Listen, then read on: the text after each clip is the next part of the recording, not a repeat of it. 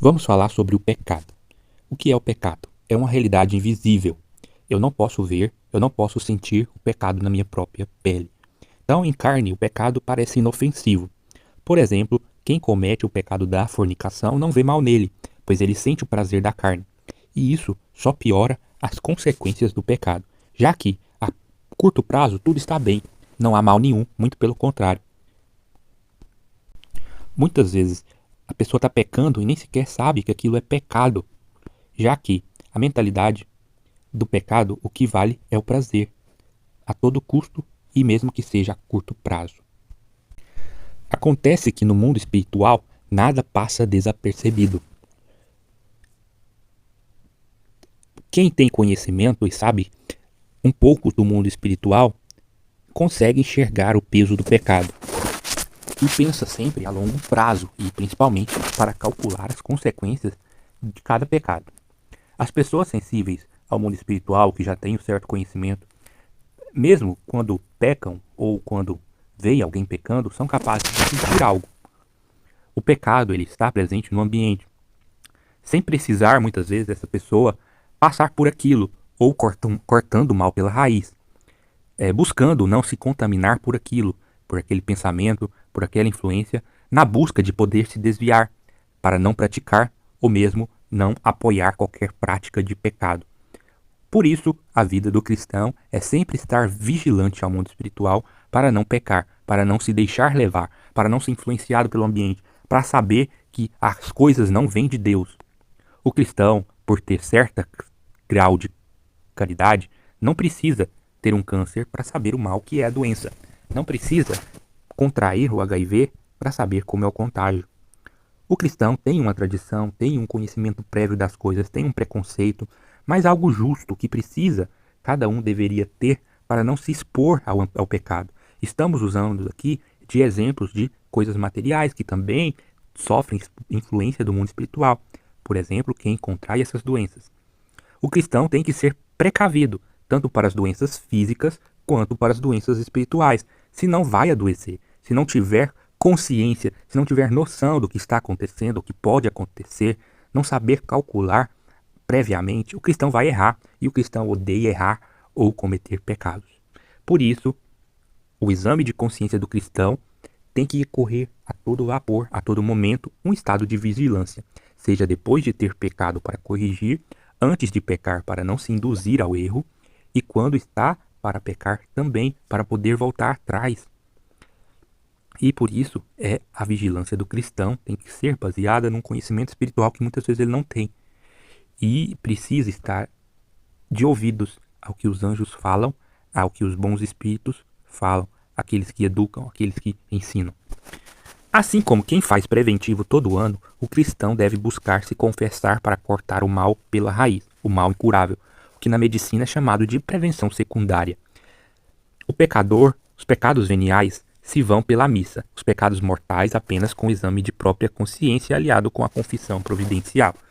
Então, as duas coisas andam juntas.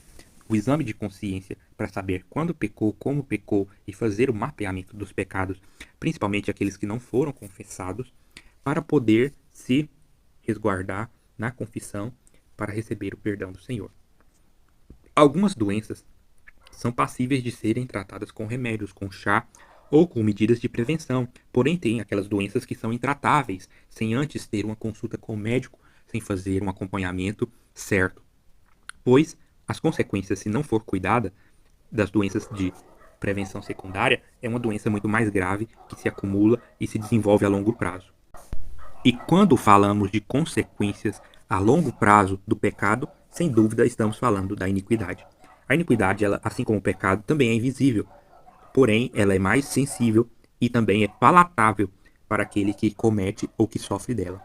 É diferente do pecado, ela é uma doença crônica que aparece a longo prazo, principalmente daquele que não se reconciliou e não pagou o preço do pecado, não recebeu o sangue de Cristo. Então podemos dizer que o pecado ele é efetivo como mal, a pequeno, mas também principalmente a longo prazo, já que o seu poder de destruição se vai com o tempo, vai se construindo. Assim como a doença crônica, como um diabetes ou hipertensão, o mal da iniquidade só vem nos seus estágios mais avançados. e no geral parece sintomático. E quando aparecem as consequências, geralmente já é um pouco tarde.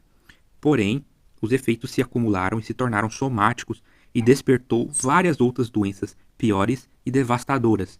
Então não é só uma consequência de um pecado, é a consequência de um pecado cometido várias e várias vezes ao longo do tempo e se perpetuou, alterando a forma de pensar, a forma de agir do portador daquela doença e se tornou algo físico, uma doença física e espiritual, algo que se mistura e que leva consequências maiores e mais graves, tanto para a alma quanto para a carne. Assim como se desenvolveu no homem os princípios para a morte, já que as doenças levam à morte, o pecado leva à iniquidade e as duas coisas, por consequências, também traz a morte espiritual. Vamos citar um exemplo. Por exemplo, se eu jogar limão na minha língua, eu vou sentir o gosto do limão e vou saber que tem o limão como causa básica da realidade do que está na minha boca.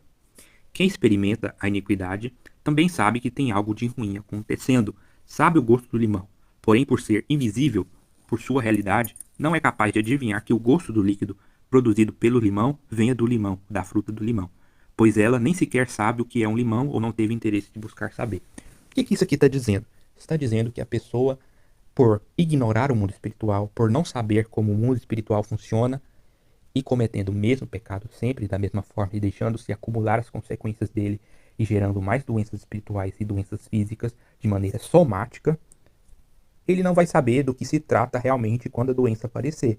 Então ele vai buscar aquilo que mais convém, aquilo que está mais habituado para o seu tratamento, para tentar mudar ou melhorar alguma coisa.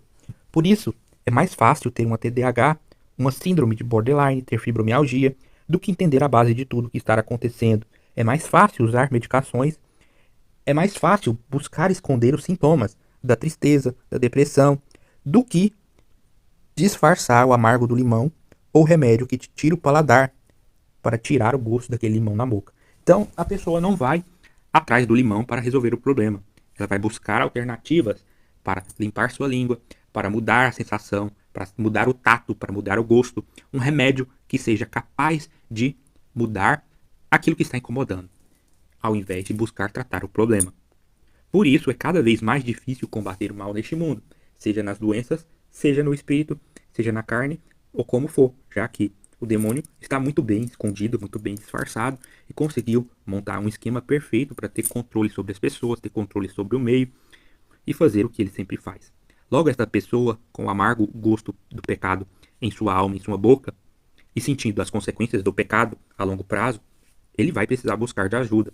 Ou ele pode culpar a terceiros pelo péssimo sabor que existe e que ele sente em sua boca. Ou seja, o iníquo não vai buscar se livrar do limão, ele busca por um médico, busca um psicólogo, busca um psiquiatra, ou ele busca simplesmente culpar aquele que está próximo dele. Quem tem algum tipo de relação com aquele amargo, ou com o pecado que ele cometeu, ou que esteve presente para influenciar, para apoiar, e por aí vai. Então ele vai agir para buscar culpados e mostrar isso para o psicólogo, para mostrar isso para quem vai cuidar da sua saúde mental. E também associado com medicações, com um acompanhamento médico, com exames, que às vezes, mesmo encontrando doença que vai acontecer de encontrar, simplesmente só tratar essas doenças vai acabar jogando a poeira por debaixo do tapete e não vai achar a cura que ele precisa. E ainda pode acontecer de vezes de culpar o médico ou a pessoa que está lhe acompanhando por não dar certo as medicações, por não conseguir resolver 100% o seu problema, não aliviar tudo que ele sente, ou porque ele teve uma recaída, ou porque os sintomas voltaram ainda mais fortes, muito pior do que estava antes. É assim que funcionam as doenças espirituais, é assim que funcionam as doenças gerais, principalmente quando não se busca retirar a causa do problema. Assim como a poeira jogada por debaixo de um tapete se acumula por não ser limpada, assim vai ficando o pecador que não se confessa, e assim também fica a pessoa que trata a doença pelos sintomas, por medicação, que não lhe traga a cura. Dessa forma, o gosto amargo da consequência do pecado, ele não some. Ele vai estragar a vida daquela pessoa e também vai fazer com que esse amargo se espalhe para aqueles que estão próximos, já que aquela pessoa, querendo fazer uma provação, ou que as outras sintam o mesmo gosto amargo, então a pessoa que passa por esses problemas acaba por disseminar esses problemas no ambiente em quem vivem, nas pessoas que estão próximas, espalhando essas doenças, sejam para os filhos, para os parentes próximos, através do DNA, do comportamento. Então esse gosto amargo ele tende a se perpetuar, já que ele não foi eliminado. E ela tenta se reafirmar, tenta se sentir melhor, ter um alívio, sabendo que os outros também estão passando por problemas semelhantes. Porque ela não se sinta sozinha. Porque ela não quer sofrer as consequências do pecado sozinha. E acaba criando uma rede de pessoas dependentes ou feridas pelo mesmo pecado. Assim como funciona a inveja, certo? Então, de certa forma, podemos concluir que o apego do ser humano ao pecado e à iniquidade é uma das maiores paixões humanas, capaz de fazer eles negarem seu próprio Deus, a sua igreja, e também fazem-os capazes de amaldiçoar tudo de bom que eles receberam de Deus, e também amaldiçoar os seus irmãos, para que todos sofram da mesma forma, das mesmas consequências e das mesmas realidades ruins que eles passam neste mundo, já que eles não conseguem ter uma vida feliz aqui neste mundo por causa do amargo do pecado, por causa do amargo da iniquidade, por causa do amargo das consequências, das maldições dos antepassados, que são nada mais do que doenças somatizadas. Quem sente diariamente o gosto do limão, ardendo, azedo, é incapaz de sentir, de valorizar o doce que também penetra na mesma língua, na mesma alma, já que se torna sensível e apegado à ponta da língua que aquelas papilas degustativas do amargo se tornam mais hipertrofiadas, mais capazes de sentir apenas o amargo.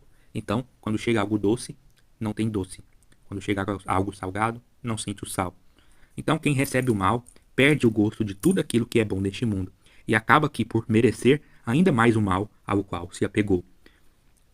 Ao justo basta a esperança, a fé de que vão se livrar do gosto amargo do pecado, mesmo que não seja nesta vida, para se manter de pé e aprender a combater as diversidades que nos vêm nesta vida por causa do pecado. Então, a reflexão final aqui é quase impossível apagar o pecado, obviamente para nós. E também é impossível apagar as consequências do pecado. Eu não posso fazer isso com minhas mãos, eu não posso fazer isso com meus pés. Não há ninguém aqui neste mundo capaz de me ajudar quanto a este quesito. De certa forma, eu preciso mudar a minha língua para que ela tenha uma capacidade de sentir as coisas boas e não ficar presa no amargo do pecado. Mas, além da limpeza, além de restaurar a capacidade funcional da minha alma, isso só é possível através de Jesus Cristo, pois Ele é o único capaz de apagar o pecado do mundo.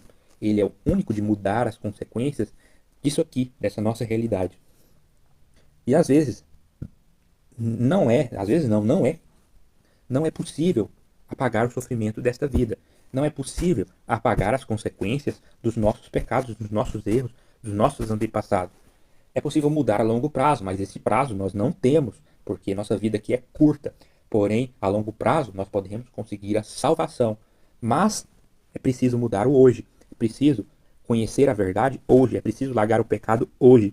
É preciso conhecer a Jesus hoje e adentrar nos planos de Deus hoje. Não dá para ficar deixando para amanhã ou buscando outros meios que não vão nos dar em nada e nos levar em nada. Deus pode mudar esta realidade de doença.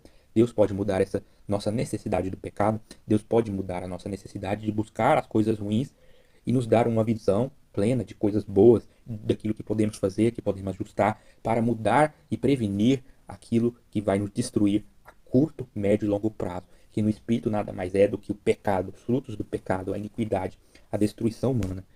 E é isso que é o conceito desta pregação.